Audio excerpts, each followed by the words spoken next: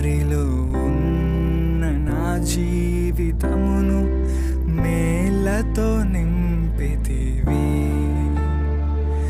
ఒక కీడైన దరి చేరక నన్ను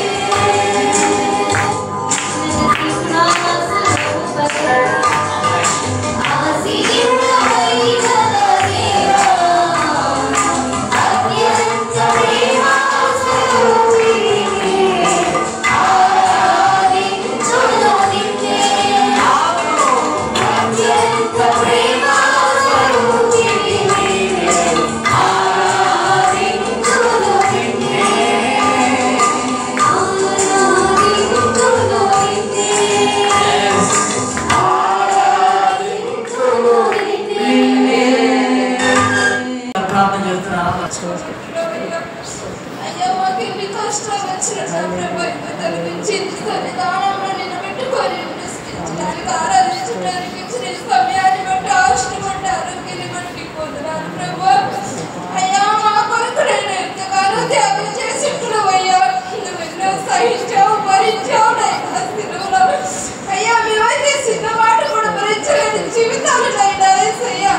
ఇలాంటి ప్రేమ కలిగి మేము ఈ లోకంలో జీవించడానికి సహాయం చేయండి అయినా అయ్యా. ప్రేమ అన్నింటిని కప్పిపుచ్చిందంటున్నావు తండ్రి అయ్యా. ప్రేమ సరించింది భరించింది అని చెప్తూ ఉన్నావు తండ్రి. అవును ప్రేమ మాలో ప్రేమ లేదు నైనా, మాలో నైనా ఏదైనా మంచితనం మాలో లేదు తండ్రి అయ్యా. నీ మంచితనం ద్వారా మమ్మల్ని పట్టి ప్రభానికి స్తోత్రాలైనా అయ్యా. శత్రువులకు అయినా భోజనం సిద్ధపాటు చేసి ఉంటున్నావు తండ్రి నువ్వైతే. అవును ప్రభ మేమైతే శత్రువులను ప్రేమించలేని జీవితం నైనా అయ్యా. నా ప్రభ మేము క్షమించే ఉదయాన్ని మాకు దయచేయండి ప్రభా, నీకు స్తోత్రాలయ్యా. అయ్యా నేను ప్రార్థించినప్పుడు తండ్రి నా కన్నాలంటే ప్రార్థనలు నాకు కావాలన్నప్పుడు నాకు దుఃఖంతో ప్రార్థనించుంటున్నావు తండ్రి. నీకు వందనాలయ్యా. అడిగితే నువ్వు ప్రతిదీ ఇచ్చే దేవుడు నైనా, నీకు స్తోత్రాలు ప్రభా, స్తోత్రములు నా తండ్రి. పరిశుద్ధాత్మ దేవానికి వందనాలయ్యా. నాకు పరిశుద్ధాత్మ కావాలన్నప్పుడు నా తండ్రి నాయన నీ ఆత్మ శరీర పట్ల కుమరిస్తూ నడిపిస్తున్నావు తండ్రి. నీకు స్తోత్రాలు అయ్యా. నువ్వు అడిగితే ఇచ్చే దేవుడు తండ్రి. నువ్వు సమస్తం ఎరిగిన దేవుడు నైనా యేసయ్యా. నైనా సమస్తము చూస్తున్న దేవుడు తండ్రి. తన క్రియలు చొప్పున బతకాలి వినడానికి సిద్ధంగా ఉంటున్నావు తండ్రి. నీకు స్తోత్రాలు అయ్యా. నైనా తండ్రి ప్రభా యేసయ్యా ఎవరు ఎలా ఉన్నారో అలా ఉండనియమని చెప్పి ఉంటున్నావు తండ్రి అయ్యా. పరిశుద్ధులుగా ఉండమను, నీతిమంతులుగా ఉండమను అయ్యా. అపవిత్రులుగా ఉండమను. నా దగ్గర నైనా జీవితం సిద్ధంగా ఉంటున్నది తండ్రి అని చెప్పి ఉంటున్నావు నైనా యేసయ్యా. అయ్యా నైనా మేము పరిశుద్ధంగా నీతిమంతులుగా న్యాయవంతులుగా ఈ లోకంలో జీవించడం సహాయం చేయండి అయ్యా. మేము పెదవులతో కాక హృదయంతో నీ నామాన్ని కనపరచుటకు మాకు దయచేయండి. పరిశుద్ధాత్మ దేవా మా సంఘాన్ని అభివృద్ధిపరచండి. మా సంఘ నాయకుడిని దీవించి ఆశ్రయించి బలపరచండి అయ్యా. సంఘములో ఉన్న ప్రతి ఒక్కరూ ఆత్మతో సత్యంతో ఆరాధించుటకు మాకు దయచేయండి నాయనా. వినటము కాదు కానీ నాయనా విని నాయనా విశ్వసించి నీ పాదల చింత మొరపెట్టే జ్ఞానాన్ని ప్రతి ఒక్కరికి దయచేయండి. వారి హృదయంతో వచ్చి ఉంటున్నాం ప్రభా. నిన్ను హృదయంతో నీ మాటలు విని వినగలచాలు గ్రహించుకునే మనసు మాకు సహాయం చేసి ఆశ్రయించి బలపరచుకొని నీ యొక్క దాసుడు ద్వారా మాతో మాట్లాడండి ప్రభా. ఏదైతే ఇంత మాత్రమో నాయనా నీ యొక్క దాసుడు ద్వారా మాతో మాట్లాడి మా హృదయాన్ని సరిచేసుకొని సరిదిద్దుకునే కృప మాకు దయచేయండి నాయనా యేసయ్యా. నీకు వందనాలు. మా ప్రవర్తన ఎలా ఉందో సరిచేసే దేవుడు నువ్వేనా తండ్రి. మా నాయనా యేసయ్యా నీకు వందనాలు. స్తుతులు స్తోత్రాలు చెల్లించుకుంటూ ఈ చిన్న ప్రార్థన పాదల చింతకు చేర్చుకోమని నజరేయుడైన యేసు క్రీస్తు నామములో ప్రార్థించండి. మరి యూట్యూబ్ లో ఒక వివరణ చూశాను. నేను గతంలో కూడా చెప్పాను ఏ విధంగా అపవాది మనలను తొట్టుపాటు చేస్తుంటాడు, మనలను వైదొలగ చేస్తుంటాడు, భ్రమపరుస్తుంటాడు, అవిశ్వాసంలోనికి దిగజారుస్తుంటాడు అనే విషయాలు ప్రతి వారం కూడా మీకు చెప్తా ఉంటాను వివరంగా. అంటే ఆయన రాశాడు ఈ మన ఆత్మను మనం ఆర్పివేసుకునేటువంటి విధంగా వాడు కొన్ని కార్యకలాపాలు చేస్తాడు. అవి మనం ఎరిగినా ఇప్పుడు ఆదాములో సర్పగాడు ఎలా వేస్తే ఆ దేవుడు ఇక్కడ ఉన్నాడా ఏం చేస్తాడు అనేటువంటి నిర్లక్ష్యం వాళ్ళు ఎలా కనపరిచారో అదే విధంగా నేడు నీవు నేను కనపరుస్తూనే ఉన్నాం. అవును కదా? అట్లా ఎలాగూ మనం ఈ ఆత్మను ఆర్పేసుకోగలుగుతున్నాము, అనారోగ్యానికి గురి చేసుకోగలుగుతున్నాము, అణచివేసుకోగలుగుతున్నాం. వాడు ఏం చేస్తున్నాడంటే అణిచేస్తున్నాడు. దేవుడు చెప్పిందేమో అపవాదిని నీ పాదముల క్రింద శీఘ్రంగా చితకతొక్కండి అంటే మనం వాడిని నెత్తినెక్కించుకొని ఊరేగుతున్నటువంటి దానిలో భాగంగా మనం మన ఆత్మను ఆర్పేసుకోవడం, అణచివేసుకోవడం, అనారోగ్య పాలు చేసుకోవడం, ఏది అనాగరికులుగా మిగిలిపోవడం, ఏది ఉన్న కొద్దీ మోడర్న్ ప్రపంచంలో నువ్వు అందంగా అలంకరించుకుంటున్నావో, సింగారించుకుంటున్నావో, ధనవంతుడు అవుతున్నావో, ఇల్లు కట్టుకుంటున్నావో, పెళ్లి చేసుకుంటున్నావో, వ్యాపారం చేసుకుంటున్నావో, ఉద్యోగం చేస్తున్నావో, నాగరికతలోకి వచ్చినటువంటి నీవు ఆధ్యాత్మికంగా అనాగరికతలోకి వెళుతున్నావో, అనాలోచనల్లో ఉన్నావో, ఇంకా వాక్యం అంటాడు అగ్నికి ఏమైపోతున్నావో సమీపంగా ఉంటున్నావో. యేసుక్రీస్తు అన్నాడు ఏమని, ఆ అగ్నిలో నుండి రాబో అగ్ని గంధకాలం నుండి మండే కొండ నుండి తప్పించాలని కార్యం చేశాడు. అట్లాగే యూదా గ్రంథకర్త అన్నాడు అగ్నిలో నుండి కొందరిని లాగినట్టుగా మనం ఏం చేయాలా, ఎట్టకట్ట ఒడ్డుని అగ్నిలో ఆగుతవుతా ఉంటే ఏం చేస్తారు, ఓ ప్రభుత్వం వారు వచ్చి, ఇరుగు పొరుగు వారు వచ్చి నీళ్లు పట్టడం, ఇంట్లో ఏమన్నా వస్తువులు ఉండగా మనుషులు ఉంటారా తీసుకురావడానికి ప్రయత్నాలు చేస్తాము కదా.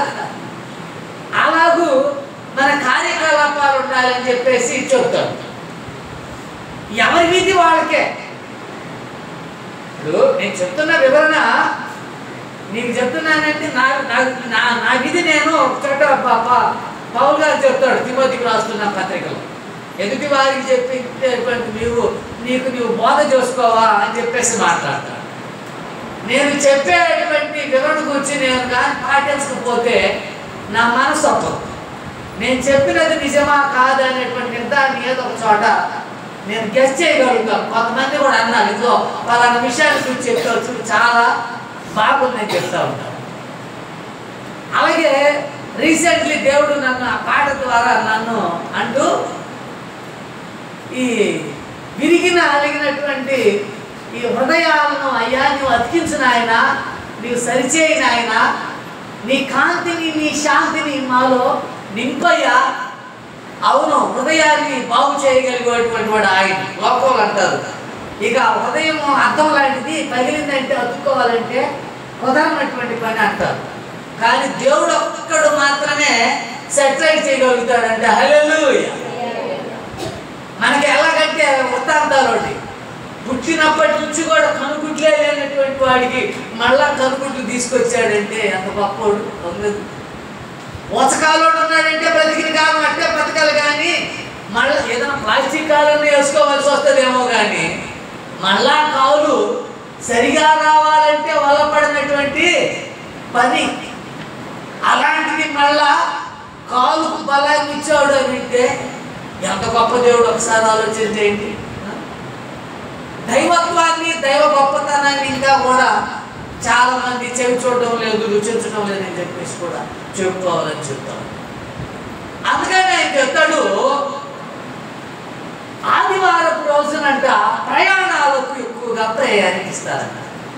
బంధువుల కార్యక్రమము, తీర్థయాత్రలకు వెళ్ళడము, ఆడికడికి వెళ్ళడము, ప్రయాణాలకు అయితే దేవుని సమయాన్ని అపహరించడం, వీళ్ళ స్వంతానికి ఆడుకోవటం.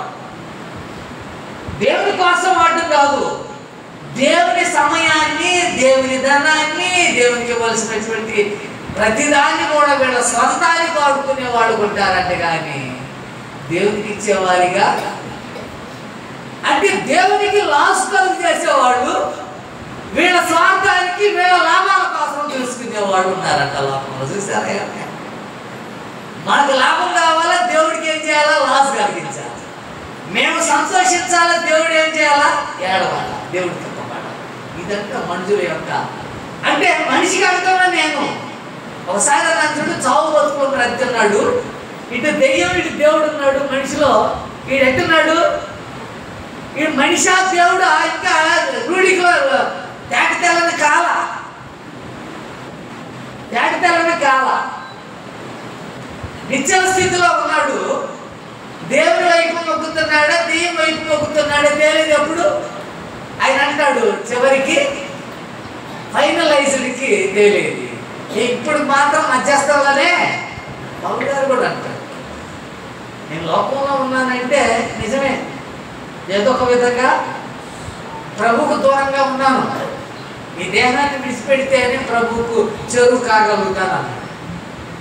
ఈ విధంగా ప్రయాణాలకు, పనులకు, వ్యాపారాలకు లాభం కోసం వెచ్చించేవాళ్ళు ఉన్నారు. కానీ దేవుని కోసం మాత్రం యోచించేవాళ్ళు లేని పౌలు గారు అన్నారు. అందరూ తప్ప సొంత కార్యాలు చేసుకునే వాళ్ళు ఉన్నారు కానీ దేవుని కార్యాన్ని యోచించేవారుగా లేని. నేను అంటాను, ఒక విశ్వాసిగా కూడా పనికిరానటువంటి కొంతమంది సేవకురానులుగా లేకపోతే నాయకులుగా వ్యవహరించడం చాలా దురదృష్టకరం.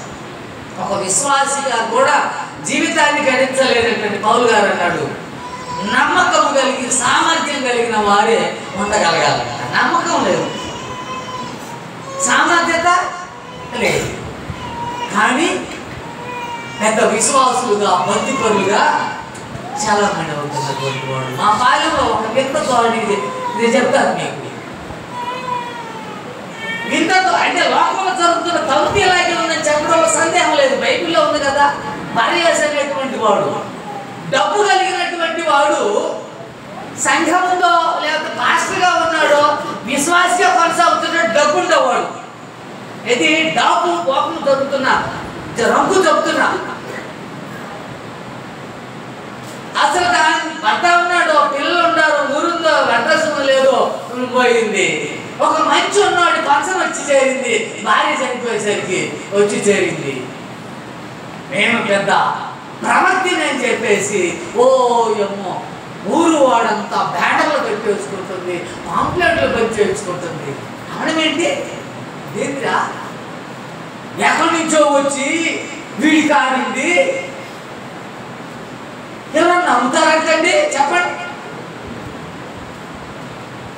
ఇట్ట డబ్బున్న వాళ్ళు టీవీలలో లేకపోతే యూట్యూబ్లో ఒక ఆయన కూడా అంటున్నాడు, ఒక ఆయన అయిందయ్యా 70 సంవత్సరాల నుండి ఆయన యూట్యూబ్లో నల్లని ఇంటికి వేసుకొని రంగు రంగులు బట్టలు వేసుకొని భలే విశ్వాసాల చెప్తున్నాడు. ఎట్లా నమ్ముతున్నారు ప్రజలు అంటే ఏంటి, అక్కడ వేషధారణ చొట్ట వచ్చినట్టు కనపడుతుందా లేదా, ఏముంది ఎడిటింగ్ చేసి ఏం చేస్తుంటారు, ఎడిటింగ్ చేసి ఆ ½ టైంకు ఎడిటింగ్ చేసి వాడి చేత వీడి చేత చెప్పించి ఆ డబ్బులు పంపించండి అని కాంతసేపు 2 మాటలు చెప్పేదన్నా ఒక వాక్యం చెప్పి, వాక్యం చెప్పడం పెద్ద గొప్ప కాదండి. ఇప్పుడు పేదలు పని చేసేవాడు చెప్తున్నాడు, భిక్షాటన చేసేవాడు చెప్తున్నాడు. కారణం ఏంటి, ఇదిగో ఆ వాక్యం తీసుకుంటాడు, సమరస్త్రీ బాగుపడింది, ఇదిగో మీరు బాగుపడింది. ఇది ఆ వాక్యం, దాంట్లో ఉన్న నీతి ఏంటి, సత్యం ఏంటి, లోటుపాట్లు ఏంటి, మూఢార్థాలు ఏంటి, అన్నీ అవసరం లేనే. ఇదే అనుకుంటున్నాడు వాడు వాక్యం. నేను లాస్ట్ సండే చెప్పిన మరణంలో ఇంకా కూడా అర్థం వెలుగులోకి వచ్చింది. నేను ఆల్రెడీ అంతకుముందు కొంత భాగం చెప్పేద్దాము. ఇప్పుడున్న ధర్మశాస్త్రం ఏది, రాజ్యాంగం ధర్మశాస్త్రంలో కొనసాగుతున్నాం మనం. మాకు ఇది చాలే, బైబిల్ అవసరం లేదు, యేసు అవసరం లేదు. యేసు ఈ ధర్మశాస్త్రానికి రాజ్యాంగ చట్టానికి లోబడాలి. హల్లెలూయా. నాకు అవసరం లేదు నీ రాజ్యం, నీ చట్టం నాకు అవసరం లేదు, నా రాజ్యం నా చట్టం వేరు. ఇది అవలంబిస్తే సరే, లేకపోతే లేదండి. ఎప్పుడు మనోళ్ళు ఉద్యోగాలు, వ్యాపారాలు, రిజర్వేషన్. ఏంటి రిజర్వేషన్? ఒకదాంట్లో కాదు, ఉద్యోగాలలో, చదువుల్లో, సీట్లలో, రాజకీయంలో, అన్నింటిలో ఉంటుంది రిజర్వేషన్. ఒక దాంట్లోనే కాదు. రాసుకొని పూసుకుంటున్నారంటే మాకు ఈ రాజ్యం కావాలి, ఇది మాకు అవసరం లేదు. రాబోయే రోజుల్లో కాల క్లిష్ట పరిస్థితులు నెలకొనవచ్చు.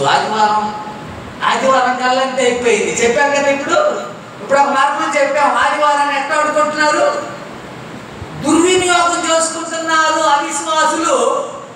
ఇప్పుడు అవిశ్వాసి ఏం చేస్తున్నాడు, వీడి అపవాది వాడి తండ్రి ఏం చేశాడు, వీళ్ళు ఆరాధించేటువంటి దినం సెలవు దినంగా లేకుండా చేస్తే ఎట్లా ఆరాధిస్తారో చెప్తారు.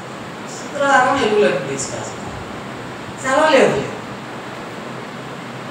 శుక్రవారం వాడు సెలవు దినం ఇచ్చాడు, ఆదివారం నువ్వు ఆరాధించడానికి లేదు, అదేమో పని దినం అయింది. చేస్తారా? ఇప్పుడు ఇంకా ఏమవుతారు, ఇంకా సగం మంది పోతారు. అవును కదా, మీకు తెలుసో లేదో, ఒకసారి చూస్తున్నా నేను. బేల్దారి పనులు చేస్తుంటారు. వాడు ఇంట్లో ఏమి కట్టలేస్తాడు, అబ్బాయి నాకు ఆదివారమైన పని చేసి పెట్టాలంటాడు. మేస్త్రి ఏం చేస్తాడు తెలుసా, కూలోడికి శనివారం డబ్బులు ఇవ్వదు, మీరు ఆదివారం కూడా చేయండి. గుడ్డోడు తెలుసా, గుడ్డోడు సోమవారం సెలవు, మంగళవాడికి మంగళవారం సెలవు. ఒక్కొక్క జాతితోడికి ఒక్కొక్క దినం. ఇప్పుడు హిందూ వెలుగులోకి వచ్చేసి శుక్రవారాన్ని సెలవు దినం చేస్తాము, ఆదివారాన్ని తీసేస్తాం. ఇప్పుడు అవిశ్వాసులకి ఏమవుతుంది, సంతోషం అవుతుందా లేదా? అవిశ్వాసులు సంకల్పం కొట్టుకోవడానికి కారణం విశ్వాసులు అడవలసి శ్రమ దినాలు అవును కదా. ఈ వాక్యంలో పౌలు గారు చెప్పినట్టు ఈ స్థలం పరిశుద్ధాత్మ దేవుడు అంటాడు, ఈ స్థలం నాకు బలం ఉంది, బలం ఉందంటే నిజం. ఒక ధనం ఉండేవాడు నాయకుడు నాది అదే ఇక్కడ పెత్తనం అంటాడు. అంటే భారతదేశంలో నాది పెత్తనం, నీ నోరు ఎత్తడానికి లేదు అని అణచేస్తున్నటువంటి పరిస్థితులు చూస్తున్నాం. అక్కడ ఒకడు ఎస్పీ ఎవడు డిఐజీ ఆర్డర్ వచ్చింది కాబట్టి నేను వెళ్ళి ఆదివారం ఎక్కడ ఆరాధన జరుగుతున్నాయి మేమేం చేస్తాం, ఆపేస్తాం, నిలిపేస్తాం, చంద్రబాబు చేస్తాం, గందరగోళం చేస్తామని ఒకడు ఆర్డర్ జారీ చేశాడంట, ఏదో జిల్లాకి సంబంధించిన. ఇలాగ పరిస్థితులు మనం కరోనా టెస్ట్ చూసాం అది కదా. దేశం నేత ఆర్డర్ వేస్తే ఆ రోజు ఎవరు ఓటు పెట్టుకున్నటువంటి పరిస్థితి. అలాంటిగా సెలవు దినమే లేదు అంటే ఇలా ఉంటాయి పరిస్థితులు. అంటే అపవాదిగాడు త్వరగా ప్రత్యక్షపరచబోతున్నాడంట. సర్పం ఉంది చూస్తారా, సర్పం ఆది సర్పం కట సర్పం అని బైబిల్ గ్రంథంలో ఉంది. వీడు వెలుగులోనికి వచ్చాడంట. మహాసముద్రాలు ఉన్నాయి, మహాసముద్రం పసిఫిక్ మహాసముద్రం. ఆ సముద్రంలో నుండి బయటకు వచ్చిందంట ఈ ఘట సర్పం. ఎంతటిలో తెలుసా, దాన్ని జయించడానికి ఎవరికి కూడా శక్తి లేనే లేదు. అది నక్షత్రాలు కానీ లేకపోతే సూర్య చంద్రులను కానీ వాళ్ళ నేలను పడేసేటువంటి పరిస్థితి. ఘట సర్పం వెలుగులోనికి బైబిల్లో ఉన్న వృత్తాంతాలే వాళ్ళు వెలుగులోనికి తీసుకురావాలి. ఈ పరీక్షలో నెక్కగలిగితే శోధన 2 రకాలు ఉంటుంది. పాపంలో పడేయడానికి ఒకటి, అయ్యా మమ్మలను ఆ శోధనకు తాలుకునేటువంటి శక్తి దేవుని అర్థించడం కోసం పరీక్ష. ఆయన పరీక్ష ఏది అపవాదికి ఇచ్చింది ఆయనే అధికారం. యేసుక్రీస్తు ప్రభువును చంపడానికి అధికారం ఇచ్చింది తండ్రి దేవుడే. అట్టే మనలను పరీక్షించడంలో భాగంగా అపవాది గారికి ఏం చేశాడు పెత్తనం. నువ్వు ఒక వ్యక్తి కోసం ప్రార్థన చేయి, వాడు అంతకంటే కూడా ఏం చేస్తాడు, అంతకంటే కూడా వాడు పెట్టేయిపోతాడు. ఒక కఠిన మనసుల గురించి ఒక ప్రస్తావన వెలుగులోకి వచ్చింది. కఠిన హృదయాలు మార్చబడుతున్నారు. బైబిల్ వాక్యాన్ని బట్టి మృదు స్వభావాలు కూడా ఏమైపోతున్నారంటే కఠినులు అయిపోతున్నారు. వాక్యంలో ఉంది, ఎంత కఠినులైనా, ఎంత దొంగలైనా, ఎంత వ్యభిచారులైనా మారిపోతున్నారని వాక్యం ఉంది. సాక్ష్యాలు చెప్పుకుంటే ఎంత మృదు స్వభావాలు మంచివారు కూడా ఏమైపోతున్నారంట, కఠినత్వం కలిగిన వారిగా వాడు మార్చేస్తున్నారంట. చూసారా ఎంత వాక్యానికి మన వివరణ ఏంటి? ఇంకొక లోతు చెప్తున్నాడు. యేసుక్రీస్తు ఏమన్నాడు, ఒక గొప్ప వాక్యం, ఒకడు సర్వలోకం సంపాదించుకొని వాని ప్రాణం పోగొట్టుకుంటే వాడికి ఏమి ప్రయోజనం అన్నాడు. యేసు మాట చెప్పాడంటే ఆ మాట ఇచ్చాడంటే తప్పక నెరవేరుస్తాడు. దానికి ఆయన ఒప్పుకుంటాడు, ఆయనే చేయాలి ఆ కార్యం. వాక్యం చెప్పాడంటే దానిలో నీతిని ఆయనే చేసే మనకి చెప్తాడు. ఆ మాటలో ఉన్న లోతైన వివరణ చెప్తాడు.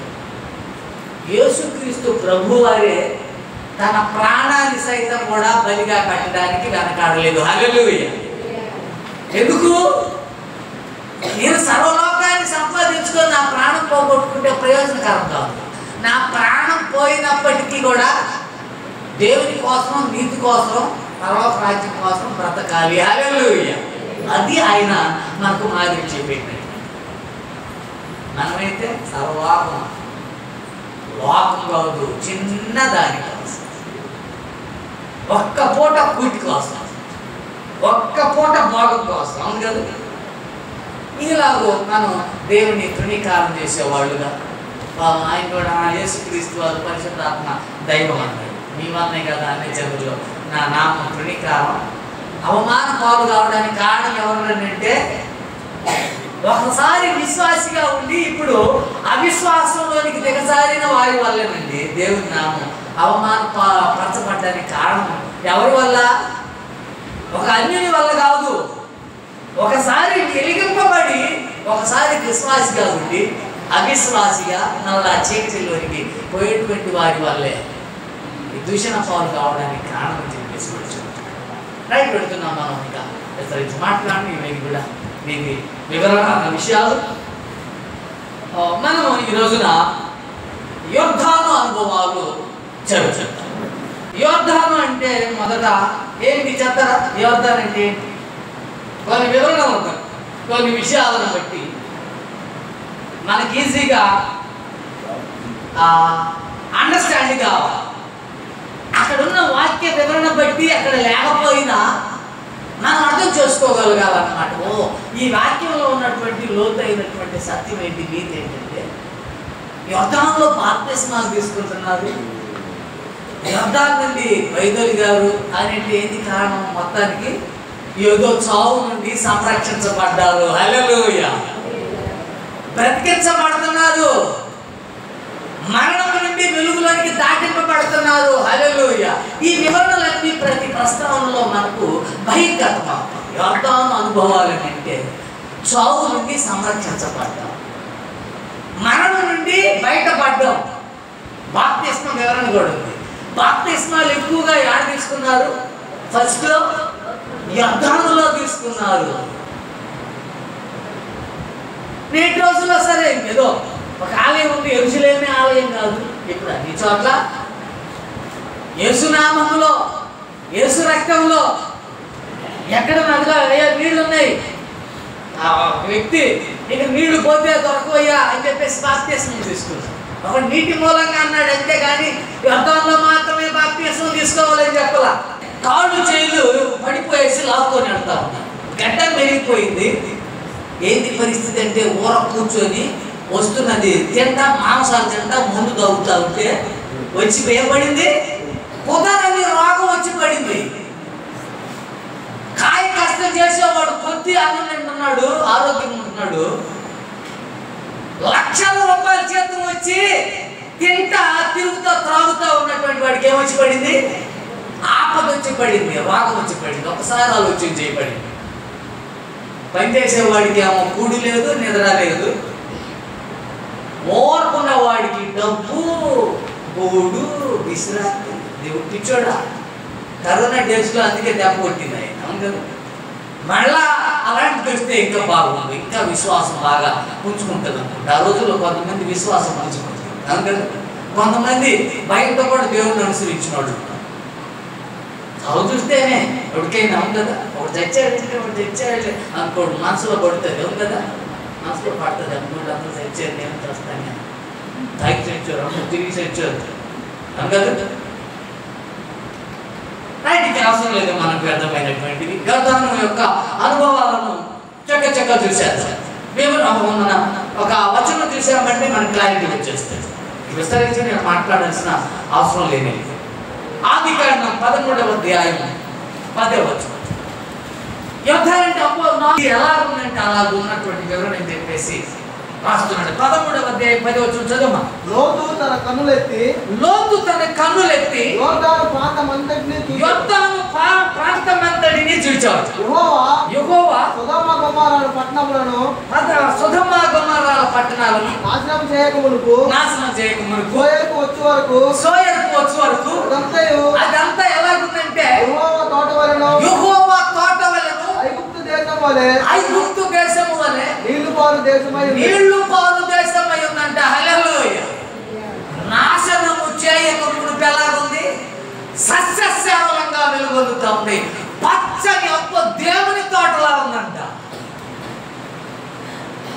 వేడిన ఆశ పుట్టుకొచ్చింది. నేను పోయానంటే అక్కడ నా జీవితం ఇక 3 పూలు 6 కాయలుగా ఉండిపోద్దని చెప్పేసి తెలుసుకుంటాను. నువ్వు గుడికి వెళ్తే నేను ఎడంకి వెళ్తాను, నువ్వు ఏది కోరుకున్నా నాకు వ్యతిరేక ధోరణిలో నేను వెళ్తానని అబ్రహాం గారు అన్నాడు. ఎండిన ప్రాంతం వైపు ఈయన వెళ్ళాడంట, కానీ దేవుని ఆశీర్వాదం ఏమో ఈయన్ని ప్రబలం చేసింది. ఈ పచ్చని ప్రాంతాన్ని ఎంపిక చూసుకున్నటువంటి ఈయనేమో బుగ్గిపాలు చేసింది. బ్రతుకేమైపోయింది? బుగ్గిపాలు. పచ్చని ప్రాంతమే కానీ ఏమైపోయింది? కానీ బూడిదైపోయింది. ఎండిన ప్రదేశం ఏమైపోయింది? చిగురింపజేశాడు. హల్లెలూయా. ఎందుకు పాడుతున్నాం? 3 బ్రతుకులు చిగురింప. ఆ దేవుడు నన్ను తట్టి లేపాడు. అయ్యా విధిగా కలిగిన హృదయాలను దృఢపరచయ్యా, బలపరచయ్యా, అతికించయ్యా, నా కాంతిని మాలో నింపయ్యా, నీ జీవాన్ని మాలో నింపయ్యా అని చెప్పేసి అదే స్మరణ చూసారా? ఆ విధంగా నేను చెబుతున్నటువంటి వివరణ మనం చూడగలుగుతాం. నా యోర్దాను యొక్క అనుభూతి. తర్వాత 32వ అధ్యాయం 10వ వచనాన్ని చూస్తున్నాం. 32వ అధ్యాయం యాకోబు ప్రస్తావన చూస్తున్నాం. నీవు నీ సేవకునికి చేసి సమస్తమైన ఉపకారములను సమస్త సత్యమునకును అపాత్రుడను. ఎలాగంటే నా చేతి కర్రతో మాత్రమే ఈ యోర్దాను దాటాను. హల్లెలూయా. ఒక్కడు ఏమైపోయాడు? ఏకాకి అయిపోయాడు. కానీ ఇప్పుడు రెండు గుంపులైనటువంటి వ్యక్తి చెబుతున్న శాస్త్రం, నా చేతి కర్రతో ఈ యోర్దాను దాటాను. ఇప్పుడు నేను 2 గుంపులుగా మార్చబడతాను. అంటే ఏంటి? కర్ర అంటే దేవుని వాక్యానికి నిదర్శనం. కీర్తనకారుడు 23వ కీర్తన అన్నాడు, నీ దుడ్డు కర్ర నీ దండము నన్ను ఆదరిస్తుంది అన్నాడు. చేతి కర్రతో యోర్దాను దాటాడు అంటే మరణాన్ని దాటాడు. హల్లెలూయా. దేవుని వాక్యాన్ని అర్థం చేసుకున్నటువంటి మనం బాప్తిస్మం తీసుకున్నాం. యేసుక్రీస్తు ప్రభు వారు క్లారిటీ ఇచ్చాడు. పాత నిబంధనలో ఉన్నటువంటి వివరణాలకు అర్థం చేసుకోకపోయినటువంటి ప్రజల కనువిప్పు కలుగు చేసినటువంటి వాడు యేసుక్రీస్తు ప్రభు. ఇప్పుడు 2 గుంపులైనటువంటి వివరణ మనం చూసాం. యెషయా గ్రంథం 43వ అధ్యాయం 2వ వచనం. ఈ వాగ్దానం ఇప్పుడు యాకోబు పట్ల ఏమైపోయింది? బయలుపరచబడింది అనుకోవాలి. వాగ్దానాలన్నీ గ్రంథంలో రాశారు. వరుస ప్రకారం రాయాలి కాబట్టి రాశారట. యెషయా గ్రంథం లేకపోతే చాలా కాలం క్రితే రాశారు. అయితే స్వార్థంలో కలయి రాయాలంట. ఇన్ని వాగ్దానాలు ఉన్నాయి కాబట్టి ఏమన్నాడమ్మా 43:2లో నీవు జలములలో పడి దాటునప్పుడు నేను నీకు తోడై ఉంటాను. అగ్నిలో పడి వెళ్ళినప్పుడు, నదులలో పడి వెళ్ళినప్పుడు నీ మీద పొర్లి పారవు. అగ్ని మధ్యను నడచునప్పుడు కాలిపోవు, జ్వాలలు నిన్ను కాల్చజాలవు. హల్లెలూయా. ఇది యేసుక్రీస్తు ప్రభువులో పట్టబయలైంది. నీటి మీద నడిచాడా? అమ్మో, నీటి మీద నడవడం అంటే ఇది సామాన్యమైన పనేనా? ఆదిలో మోషే గారు దైవ ప్రవక్తగా ఉండి నీళ్లను వైదొల చేస్తే నడిచారు, కానీ అన్ని నీళ్ళ మీద నడుస్తూ ఉంటే నడిచేవాళ్ళ. యేసుక్రీస్తు ప్రభు వారు నీళ్ళ మీద నడిచాడు, నేను కూడా నడుస్తానయ్యా అని చెప్పేసి పేతురు గారు నడుస్తూ మళ్ళీ ఏమైపోయాడు? లోతుకి వెళ్ళిపోయాడు. అవును కదా? విశ్వాసం లేని వాళ్ళందరూ ఏమైపోతారు? మునిగిపోతే ఇంకేమని ఉందా? అది సాదృశ్యంగా పేతురు గారే తన గ్రంథంలో రాశారు. ఒకనాడు నోవహు దినాల్లో అందరూ కూడా ఏమైపోయారు? మునిగిపోయారు. ఆ కుటుంబం ఒక్కటే ఏమైపోయింది? సేవ్ అయిపోయింది వాళ్ళ ద్వారా అంటాడు. హల్లెలూయా. అదే విధంగా ఇక్కడ చెప్తున్నాడు, జలములలో పడి దాటినప్పుడు నీవు మునిగిపోవడానికి వీలు లేనే, జ్వాలలో నడిచిన అగ్నిలో నడిచిన కాల్చడానికి వీలు లేనే లేదు అని చెప్పేసి మనకు తెలుసు. సింహాలు, రౌద్రంగా ఉన్నటువంటి సింహాలు కూడా నోళ్ళు మూసినటువంటి దేవుడు అనేటువంటి ప్రస్తావన కూడా మనకు తెలిసినటువంటిది. యెహోషువ గ్రంథం 3వ అధ్యాయం 13వ వచనం. యెహోషువ గ్రంథం 3:13. యెహోషువ ద్వితీయోపదేశ గ్రంథం తర్వాత సర్వలోకనాథుడగు యెహోవా నిబంధన మందసమును మోయు యాజకుల అరకాళ్ళు యొర్దాను నీళ్లను ముట్టగానే యొర్దాను నీళ్లు అనగా ఎగువ నుండి పారు నీళ్లు ఆపబడి ఏకరాశిగా నిలిచెను. హల్లెలూయా. యొర్దాను దాటి వెళ్ళాలంటే అంత సాదా సీదా పని మాత్రం కానే కదా. చిన్న ప్రవాహం దాటి వెళ్ళాలంటేనే కనక 4 నదులు కలిసి పారుతున్న ఇంకేమన్నా అంతెక్కువ చోట అంటాడు. అంత ఉధృతంగా ప్రవహించేటువంటి నది మరొకటి లేదంట. అయినప్పటికీ ఇశ్రాయేలు ప్రజలంతా కూడా ఇప్పుడు కానాను బయలుదేరినటువంటి తరుణంలో భాగంగా ఉధృతంగా ప్రవహిస్తున్నటువంటి యొర్దాను నీళ్ళలో అడుగు పెట్టారు యాజకులు. అంత ఉధృతంగా ప్రవహిస్తున్నటువంటి యొర్దాను అలాగే నిలిచిపోయిందంట. నిలిచిపోతే ఆంత నీళ్ళు రావద్దు లెక్కైతే. అలాగే ఏమైపోయినాయి, అలాగే గడ్డ కట్టుకుపోయాయి, లేకపోతే ఎగువకు పాకాయంట. హల్లెలూయా. నీళ్లు పల్లాకి ప్రవహిస్తాయి కానీ ఎగువకు ప్రవహించాయంట. మళ్ళా ఎదురు నడిచాయంట. దైవ కార్యం అలా ఎందుకంటే ఇంకో చోట అన్నాడు, తన పుడి సిటిలో తన కుక్కిలిలో నీళ్లను బంధించిన దేవుడు. హల్లెలూయా. నీళ్లను బట్టి మళ్ళా పైకి మాట ద్వారా ప్రపంచాలను, మహత్తు కలిగిన మాట ద్వారా ప్రపంచాలను నిర్మించిన వాడని చెప్పేసి హెబ్రీయులకు రాసినటువంటి పత్రికలో మాట్లాడతాడు. అది చూస్తాను. ఇర్మియా గ్రంథం 12వ అధ్యాయం 5వ వచనాన్ని చదువుతున్నాం. ఇంత ఉధృతంగా ప్రవహించేది ఎగువ బాకిందంటే ఎంత గొప్ప దైవమో అని ఒకసారి మనం ఆలోచించాలా, లోబడాలా, విధేయులు కావాలా అని మనం తెలుసుకుంటున్నాం. ఇర్మియా గ్రంథం 12వ అధ్యాయం నీవు పాదచారులుగా పరిగెత్తగా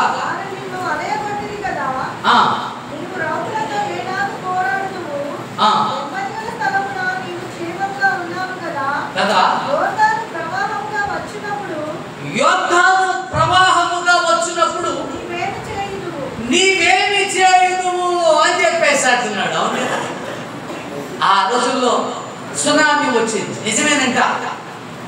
గడ్డ సర్పం సముద్రంలో నుండి పైకి వస్తుందంట. ఏం చేస్తుందంట? సముద్రములను కొట్టక ఉంది. ఏది ప్రకటన గ్రంథంలో ఉంది. సముద్రము 3 అంతలు ఉందంట. సముద్రం కూడా వచ్చి ఏం చేస్తుందంట? భూమి మీద పడుతుందంట. మళ్ళీ ఎగసొచ్చి పడుతుందంట. దాని యొక్క తీవ్రత, దాని యొక్క ఉగ్రత అలాగ ఉందంట. ఎందుకో తెలుసా? నా బిడ్డలన్నా లేకపోతే వీళ్ళందరినీ కూడా మార్చేస్తున్నాడు, సొంతం చేసుకుంటున్నాడు అనేటువంటి ఉగ్రత అంటుందంట. అపవాది కూడా అంతే. ఒక శత్రువు కోసం మనం ప్రార్థన చేస్తుంటే వాడు ఉగ్రత ఎలా ఉంటుందంటే, నా బిడ్డల్ని ఏం చేస్తున్నాడు, వీడు మార్చేస్తున్నాడు రా, వీడు తన వైపు మళ్ళించుకుంటున్నాడు అని చెప్పేసి తన రౌద్రం ప్రదర్శిస్తాడు. చివరికి ప్రాణాన్ని తీసేస్తాడు. సేవకుడిని కాక, సేవకుడి కుటుంబాన్ని కాక, వంశాన్ని కాక, జాతిని కాక, సేవకులందరినీ కాక ఏం చేస్తుందంటే అది అంతం చేస్తుంది. ఎందుకు అందరినీ కూడా తన వైపు మళ్ళించుకుంటున్నాడు, తన వాళ్ళని చేసేసుకుంటున్నాడు అనేటువంటి రౌద్రం ఉంటుంది. దాన్ని ఉంటున్నాం మన సమాజంలో, ఉంటున్నాం పార్టీలో మనం చూడడం వల్ల, లేక ఈ చూడడం వల్ల ఆస్తిపాస్తులు వాళ్ళు వేసుకుంటున్నారా అని చెప్పేసి గొడవ జరుగుతుందా. ఇలాగ అపవాది యొక్క తంతు అంటాడు. ఉధృతంగా ప్రవహించేటువంటి దాన్ని నువ్వేం చేయగలుగుతావు? అయితే దేవుడే ఇగో మాట చేత, లేకపోతే స్పర్శ చేత సముద్రమా నిమ్మళించు, దొంగత కాడి నిమ్మళించు. గాలితో చెప్తున్నాడు, సముద్రంతో చెప్తున్నాడు. అమ్మో ఆకాశం ఆలకించు, భూమి చెవియొగ్గు, కీప్ సైలెన్స్. అంతే ఘోష పెడుతున్న సముద్రం నిమ్మళించని చెప్పేసి చెప్పేటువంటి దైవంగా ఉన్నాడని మనం చూస్తున్నాం. సమూయేలు 2వ గ్రంథం, సమూయేలు 2వ గ్రంథం, సమూయేలు 2వ గ్రంథం 17వ రెండవ గ్రంథం 17వ అధ్యాయం 22వ వచనం. దావీదును అతని యొద్దనున్న జనులందరూ లేచి యొర్దాను నది దాటిరి. తెల్లవారునప్పటికీ నది దాటక ఉండిన వాడు ఒకడును లేకపోయెను. హల్లెలూయా. మనకి ఆ సముద్ర ప్రస్తావనలో తెలుసు. తర్వాత ఆ ప్రస్తావన కూడా చూస్తాం. అందరూ దాటిన తర్వాత అప్పుడు వీళ్ళు అరే వాళ్ళ దేవుడు ఎంత గొప్పడు అంటే ఇక్కడ దాగమని వాళ్ళు తెలుసా?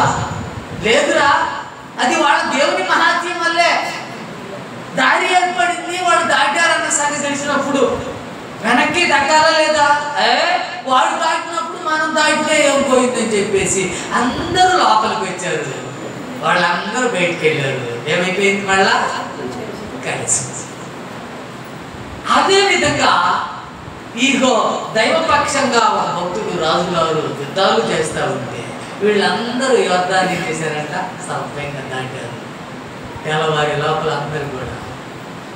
అందుకే ఆ మాట అన్నాడు కూడా, తెల్లవారేసరికి అందరూ కూడా దాటి అందుకే పాల్గొనంటాడు. ఇక కొంతకాలానికి చీకటి, లేకపోతే మన కనులు కొండలకు ఇక ఎక్కడ కటిక చీకటి, ఎక్కడికి వెళ్తున్నామో తెలీదు.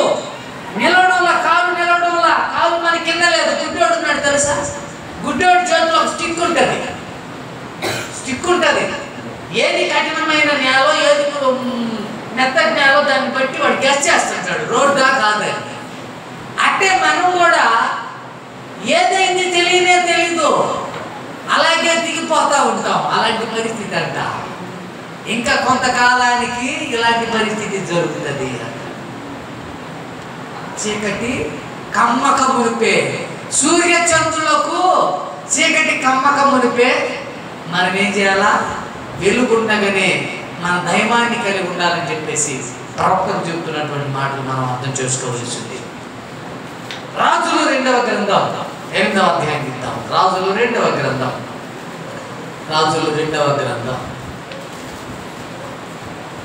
8వ అధ్యాయం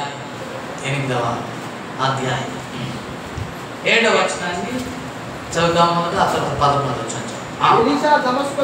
ఎలీషా దమస్కునకు వచ్చాడు. ఆ కాలము సిరియా రాజు రోగి అయ్యుండి దైవజనుడైన అతడు ఇక్కడికి వచ్చి ఉన్నాడని తెలుసుకొని హజాయేలును పిలిచి తర్వాత 11వ వచనాన్ని చదువు. అందుకు హజాయేలు కుక్క వంటి వాడనగు నీ దాసుడనైన నేను ఇంత కార్యం చేయటం ఎంతటి వాడునని అతను అనగా, ఎలీషా నీవు సిరియా మీద రాజు అవుతువని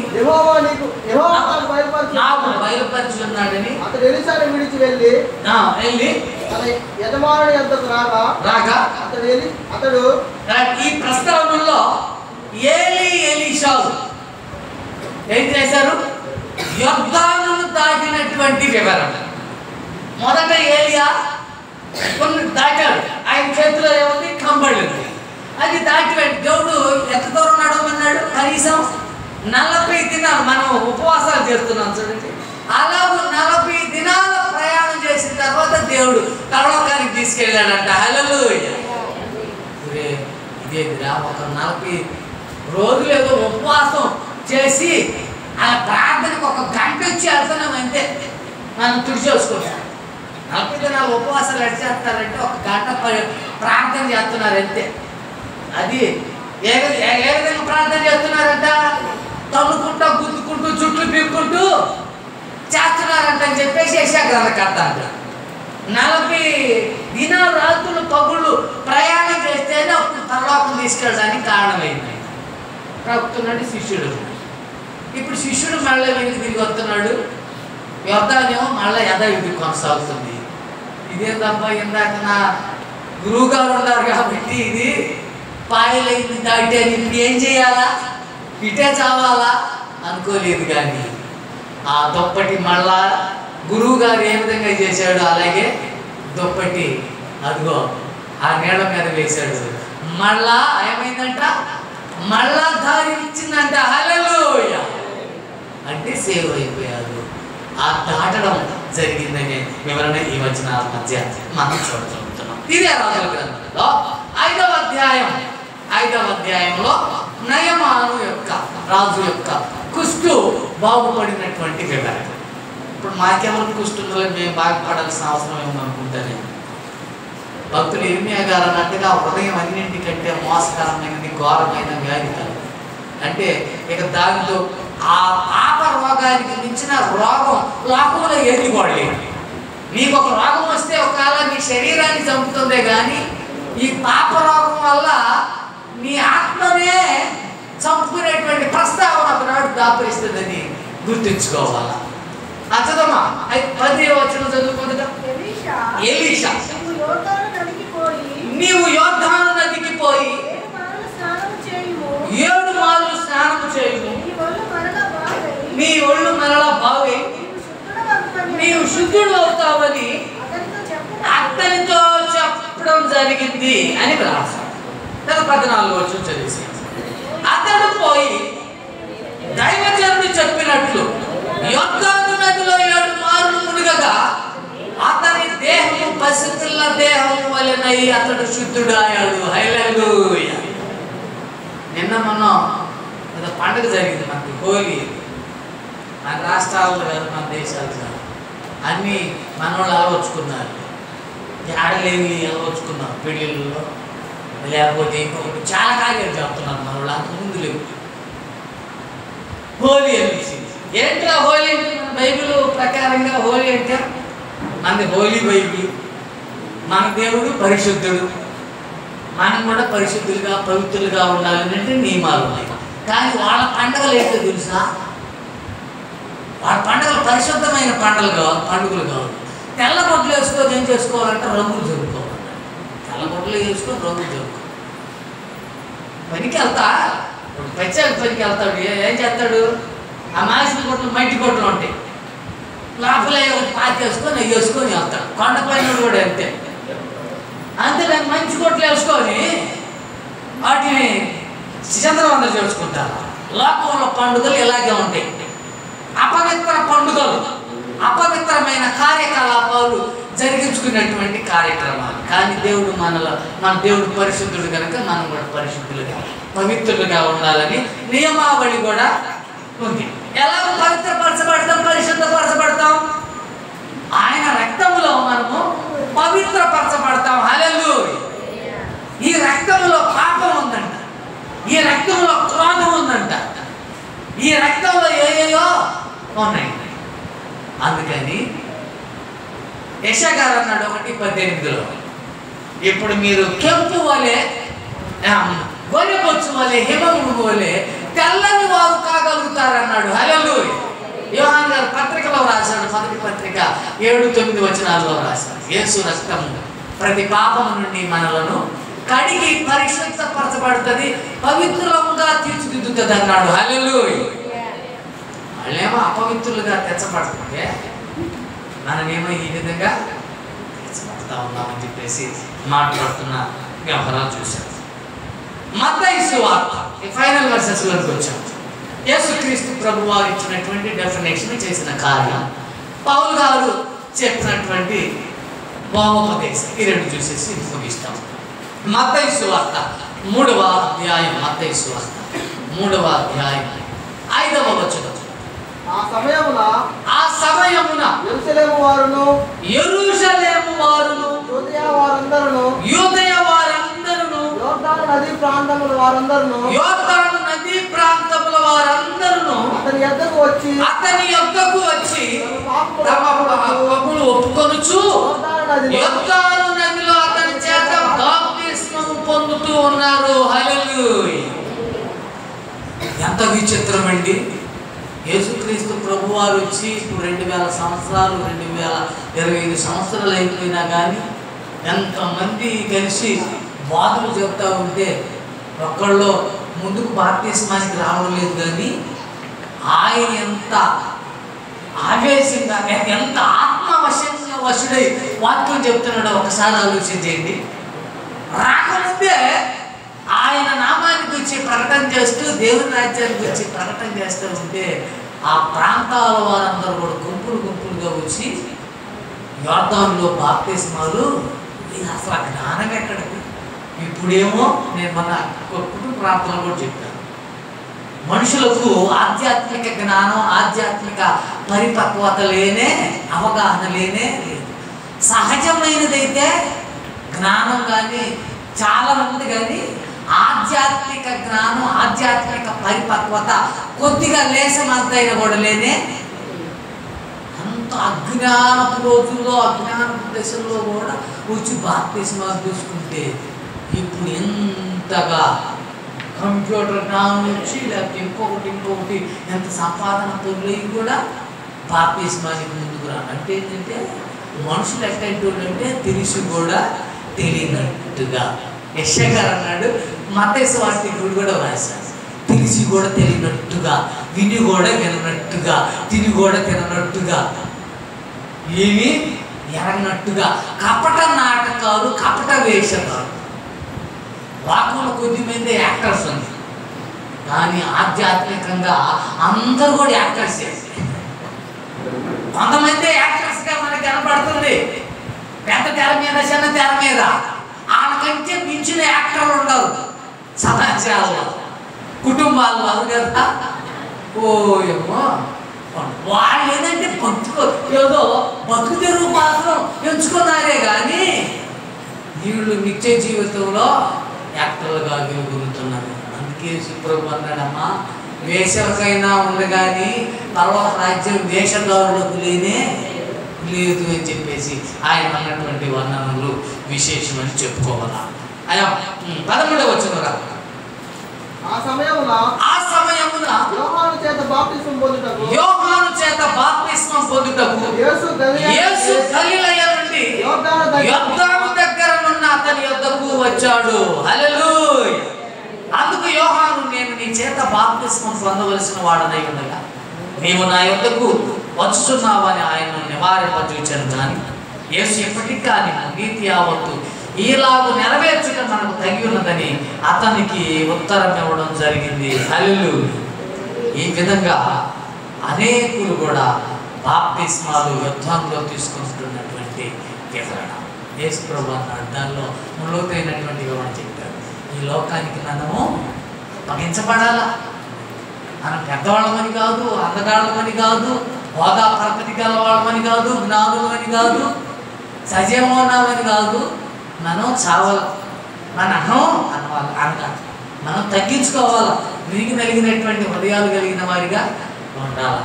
అప్పుడు ప్రభుతో పాటు మనం జీవించగలగడానికి, జీవం కలిగిన వారుగా ఉండడానికి కారణం కాగలుగుతుంది. అది దానిలో ఉన్నటువంటి నీతి. అవునంతే, నీ నీతి మాకు అవసరం లేదే, మేము మాత్రం బాప్తిస్మానికి ముందుకు రాలేదాము. ఆ పత్తి మేము పడలేవు, దాన్ని అనుసరించనే లేకపోయింది. ఎవడన్నాడు? ఎవరు చెప్పాడు పరలోకం ఉంది, ఆయన దేవుడని, పరలోకం ఉందని, నిత్య జీవం ఉందని, చచ్చినోడు బతుకుతాడని ఎవడు చెప్పాడు? అవిశ్వాసం యొక్క ఆలోచన ఇదే. పాటలు లేని పాటలు ఏమన్నా అంటాడు తెలుసా? ప్రసంగం లేని ప్రసంగం ఏమంటాడు తెలుసా? నేను చెప్పాను, నేను కొత్త లోతైనటువంటి మర్మాలు. నీవు ప్రార్థించిన, నువ్వు పాట పాడిన, ఉపదేశం చెప్పిన, సాక్ష్యం చెప్పిన ప్రతి ఒక్కటి కూడా దేవునికి యుక్తంగా ఉన్నా. అలానే పాటల్లో లేదంటారు శక్తి, లేకపోతే పాటలు ఏడొచ్చు. ఇవి పాటలు, కీర్తనల పాటలేవు, భక్తుల పాటలేవు. దేవుని శక్తిని కలిగి లేనటువంటి వారు ఈ విధంగా చెప్తారు. అన్ని వరాలు దేవుడు అడిగి తీస్తాడు నీకు, అంతే. నాకు ఈ వాక్యం చెప్పేవారు చాలే అనుకుంటే, నాకు పాట పాడేవారు చాలే అనుకుంటే దాన్ని తీసేస్తాడు తెలుసా. నాకు వాక్యం చెప్పేవారు అంటే తీసేస్తాడు. వాక్యం చెప్తున్నావు అంతే. ఎందుకు చెప్పాను చూడు. లేకపోయినా చెప్పేవాడు ఉండరు, పెద్ద పెద్ద మేధావులు ఉన్నారు తెలుసా. వీడియోలకు కానీ టీవీలకు వెళ్ళినటువంటి వాళ్ళు ఉన్నారు, నాకు తెలిసిన వాళ్ళు మేధావులు ఉంటారు. వాక్యం ఎందుకు వాడు జోలికి బాగుంటుంది, పాపం సెల్ చూసినా టీవీ చూసినా పాపం వద్దు అని చెప్పేసి తృణీకారం చేసేవాడు. సౌత్రాత్మక పూజారులు మరొకసారి మేమంతా కూడా మీ సన్నిధానం మీరు మాకు అనుగ్రహించినటువంటి స్థితిని బట్టి, సమయాన్ని బట్టి, స్థలాన్ని బట్టి మేము ఒకవేళ దూరంగా ఉంటే వెళ్ళలేమేమో, కానీ మా దాపులకు మీరు ఇచ్చారు కనుక అర్థం చేసుకోలేదు. అదే విధిగా నైనా ఇదిగో మాకు ఇచ్చినటువంటి పని పాటలు బట్టి ఏ రోజున మా పని ఉండా లేకపోయినా అది మాకు అవసరం. మా దైవమే మాకు అవసరం, మా దైవ కార్యమే, దైవ వాక్యానికి మేము బద్దులమని చెప్పేసి ఈ సన్నిధిలో మేము అందరం కూడా కోరుకోగలిగాం. కాబట్టి నేను ఇంకా ఎందరైతే మీకు దూరంగా ఉన్నారు, లక్ష్య పెట్టకున్నారు, అర్థం చేసుకోలేకున్నారు, అవగాహన లేకుండా ఉన్నారు, తమ ఆత్మలను ఆర్పేసుకుంటున్నారు, అజ్ఞాన దశలో ఉన్నారు, అనాగరికుల్లో ఉన్నారు, నాయన వారు అర్థం చేసుకొని ఆకలింపు చేసుకోవడానికి అందుకే మరొక తరుణాన్ని ఇచ్చారు. ప్రకటన గ్రంథకర్త అంటాడు, నీవు ఎక్కడ తొలగిపోయావో, తప్పిపోయావో, ఆగిపోయావో, నిలచిపోయావో గుర్తించి మరలా కొనసాగు, నేను నీకు తోడుగా సహాయకారిగా నా పరిశుద్ధాత్మను నీకు అనుగ్రహిస్తానని చెప్పినటువంటి దైవాన్ని నేను కలిగినందులకు ఎంతగానో వందనాలు స్తుతులు తెలియజేస్తాను. అలాగే మా నాయన మెండయ్యాయి, వేసవకాలం దాపురించింది. పెద్దవాళ్ళకైతే నాయన ఏ దిగులు విచారం లేదు, కానీ నాయన కాయ కష్టం చేసుకునే వాళ్ళు ఎండల్లో ఉండి ఏ ఫెసిలిటీస్ లేనటువంటి వాళ్ళు ఉండవచ్చు. అయితే మాకు ఇదిగో ఆదిలో ఇశ్రాయేలు ప్రజల ఆ మధ్య జరిగించినటువంటి కార్యకలాపాలు మేము చూస్తే పగలు మేఘస్తంభంగా, రాత్రి అగ్నిస్తంభంగా నిలిచినటువంటి దైవంగా మీరున్నారు. అందుకే కీర్తనకారుడు అన్నాడు, పగలు ఎండ దెబ్బ అయినా, రాత్రి అయినా, వెన్నెల దెబ్బ అయినా మీకు తగలదని చెప్పినటువంటి దైవం మీరు మాకున్నారని నిర్ధారణతో మేము ముందు కొనసాగుతాం.